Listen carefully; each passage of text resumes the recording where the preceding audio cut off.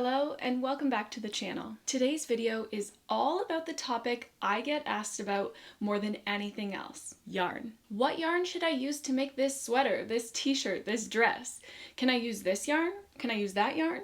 Is cotton okay to use, or should I use wool? How about acrylic? I'm going to share with you the 3 things I consider the most important when deciding what yarn to use. Then I will go over every aspect that I can think of to consider when choosing yarn to make your garments. We're going to talk fiber, budget, weight, ethics and sustainability, color, and so much more. Before we get started, I'd appreciate you hitting the like button on this video and subscribe to my channel to help my channel grow. And when you're finished this video, pop a comment down below and ask any questions you have remaining about yarn choice.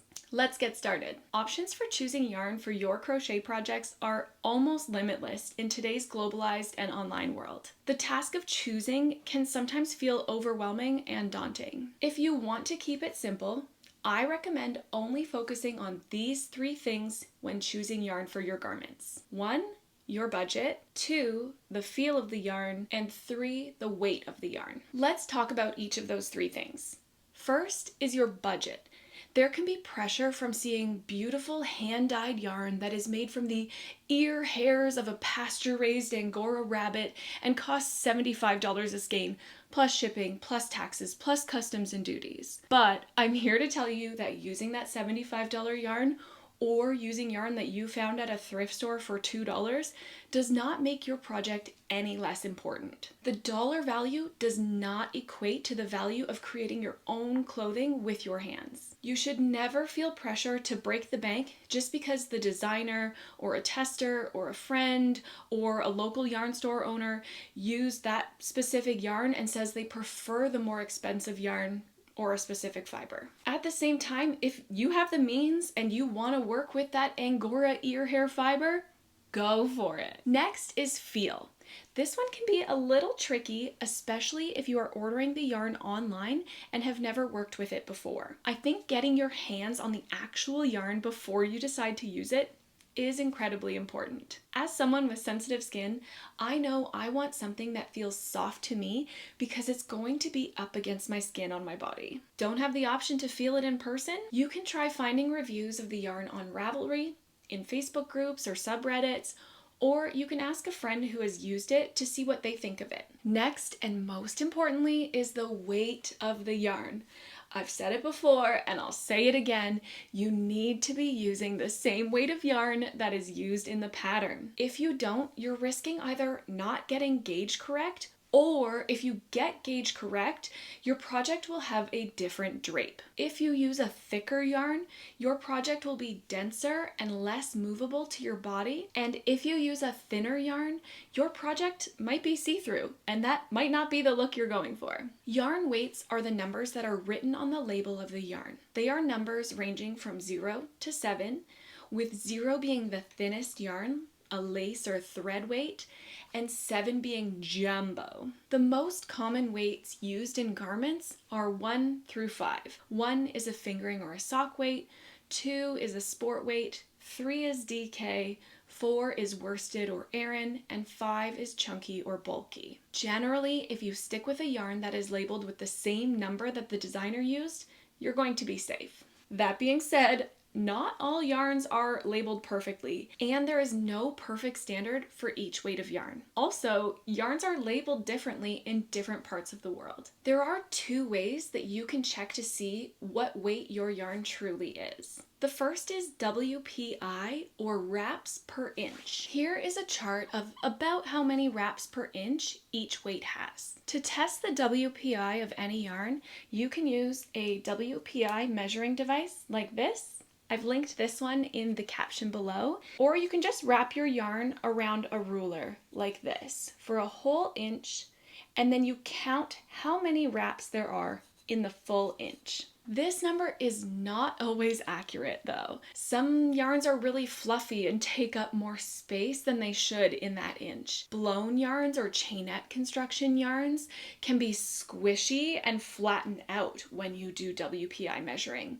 And it also depends on how tightly or loosely you wrap the yarn. But it is usually pretty accurate for most yarns. You can also try to find a yarn that has a similar number of meters per 100 grams as the designer, as meters per 100 grams is almost always going to be the best way to get a yarn of a similar thickness to what the designer used. If you're not sure how many meters per 100 grams the yarn that the designer used has, you can usually find this information out by Googling the yarn and then looking at the details of the yarn in the listing for that yarn. Or you could try searching that yarn on Ravelry, and most of those details are available there. Overall, my rule with yarn weight is if you can achieve the correct blocked gauge and enjoy the drape of the fabric created with the yarn of your choosing, then that is the right yarn for you. Testing the drape of a swatch can be fun. Pick it up, wiggle it.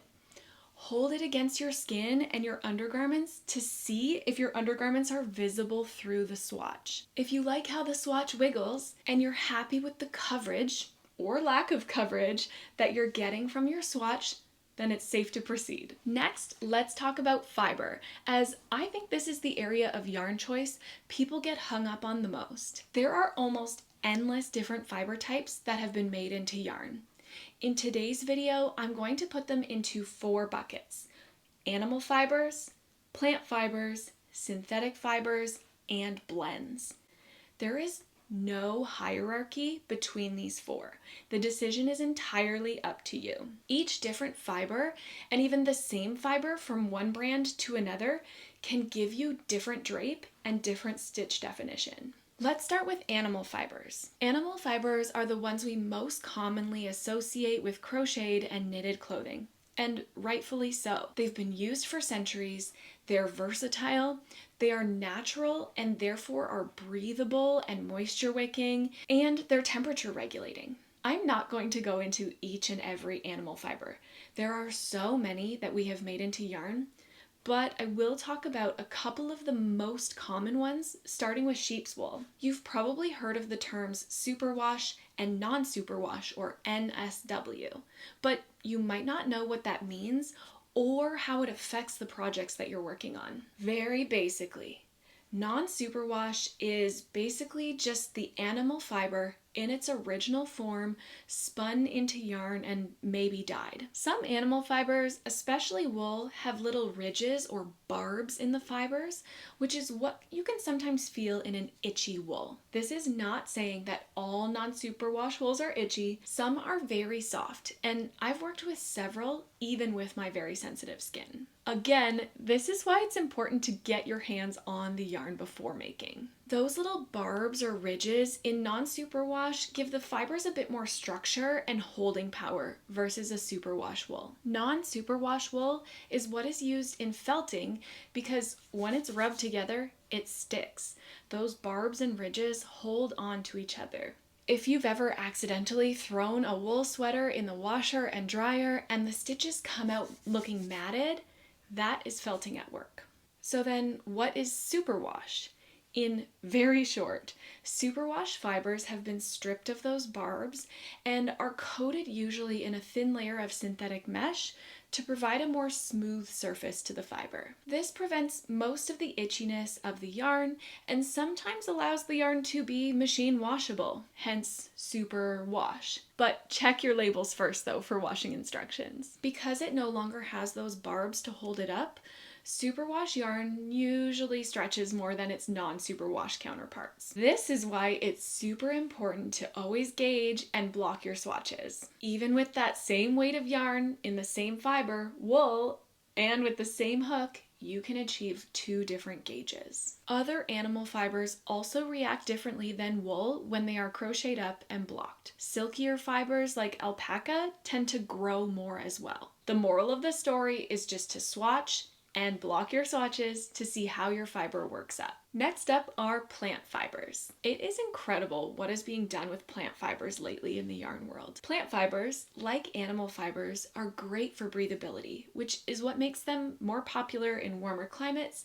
and for summertime clothing designs. Plant fibers don't have those little ridges or barbs that wool does, and therefore they can be a little less structurally sound. But that also varies from one plant fiber to the next. A yarn with a lot of linen content, for example, wool is likely to have more staying power and less drape than a bamboo fiber, for example. Linen is more rigid and less stretchy, and bamboo is silkier and stretchier. Both have perks though, depending on the project. If you want drape for days, go with bamboo. If you need a little bit more structure, go for linen. Just like with animal fibers, blocking plant fibers to see how they stretch when wet is super important. I love working with plant fibers for tanks and tees and lightweight dresses for the summer. Then we have synthetic fibers. These fibers tend to be more durable and they are often machine washable. Synthetic fibers range from super scratchy to super soft and anything in between. Synthetic yarns tend to be the most affordable,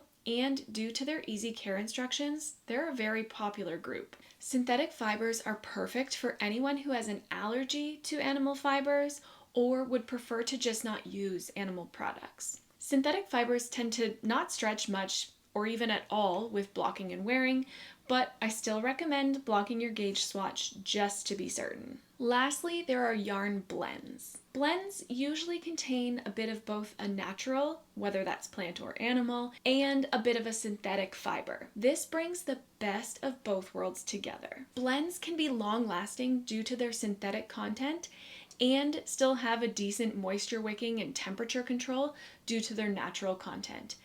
And they're usually easy to care for. Blends also tend to come at a wide variety of price points, so you can find both budget and luxury yarn blends. What fiber content you decide on is entirely up to you. My only recommendation when considering fiber type for a project is to consider the size of the project and how much the yarn is going to stretch. For example, say you're making a floor length dress.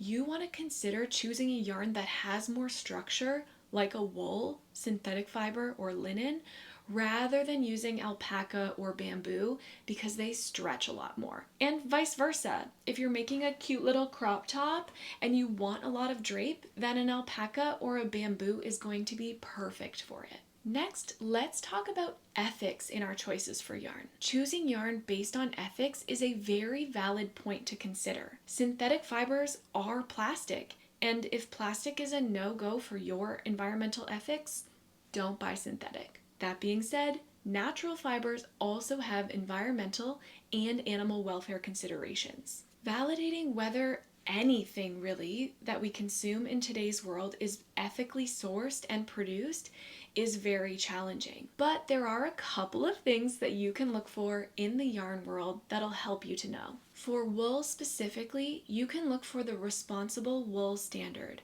which works to certify that wool is sourced from fibers who take a progressive approach to their land management and to their animals' welfare. I've shared a link about the Responsible Wool Standard in the description below. Another thing to look for on a yarn label, and I'm probably saying this wrong, is the OEKO-TEX certification. This is a standard based primarily on the social and environmental impact of textiles, like fabric and yarn. Personally, I found OEKO-TEX yarn difficult to source, but everyone that I've tried has been really dreamy to work with. I've also shared the link to read more about OEKO-TEX in the description below. The last thing to talk about with regards to ethics is who we are actually buying our yarn from. Do you prefer to support smaller businesses? Do that. Larger companies? Do that. Do you know certain craft store companies, Hobby Lobby, that support things that you may not believe in yourself? By doing our research before giving money to any business, whether they're a big business or a small business, we can make sure our values are aligned with whoever we are purchasing from. Now, let's chat about color choice. Personally, I think you can do any project in any color or combination of colors that you like and that you want to wear. Let your style fly in whatever way you want. However, one thing I've noticed is that when you are doing something like a textured stitch, lace, or color work, or anything with a specific detail in the stitching that you want to be able to see, it's best to stick with more solid colors. Variegated yarns will hide the texture of your stitches on you because the variegated yarn itself creates a texture all of its own. That is not to say I don't like variegated. I do.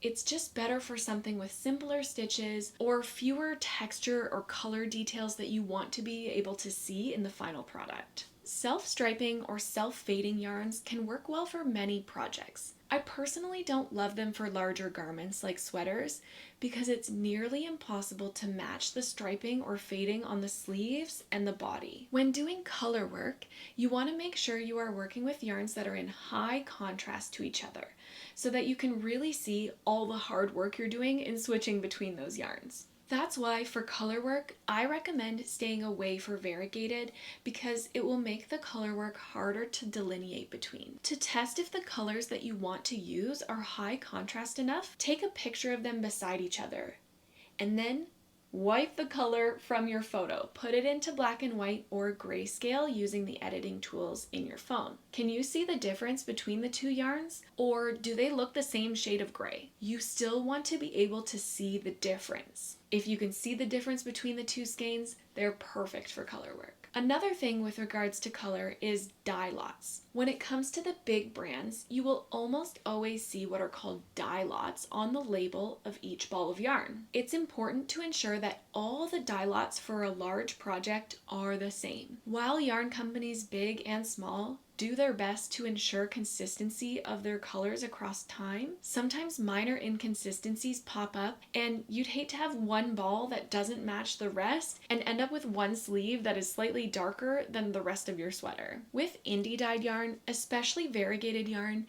it's incredibly challenging to have a whole sweater quantity of skeins be a perfect match to each other. The way to avoid accidental color blocking is to alternate your skeins. Basically, you just change skeins every couple of rows or rounds. I promise you, it's less involved than it sounds. Typically, I try to pick two skeins that look the least alike and then alternate between them every 2 rows or rounds. I do not fasten off every 2 rows or rounds. I just float the yarn from the non-working skein up the inside of my project, so you can't see it. Lastly, let's chat about the care of different yarns and fibers. As different fibers have vastly different care requirements, and you may or may not want to or have the time to care for some of those needier fibers. Some are hand wash, some are dry clean only, some are machine wash, and some you can even safely put in the dryer. Be sure to choose a yarn that you are willing and able to care for in the way it needs to be. All yarn should have care instructions on the label. If that information is not on the label, you could try Googling that fiber plus care instructions. And those are all of the things that I can think of to consider when purchasing yarn to make a project, specifically a garment. You don't need to consider all of these things, just the things that are most important to you. As a reminder, the big 3 I recommended focusing on most are your budget, the feel of the yarn, and the weight of the yarn. If you have any more questions about yarn choice, especially yarn choice for garments, pop them in the comments below. And don't forget to like this video and subscribe to my channel for more educational crochet content. Happy crocheting, friends! See you next time.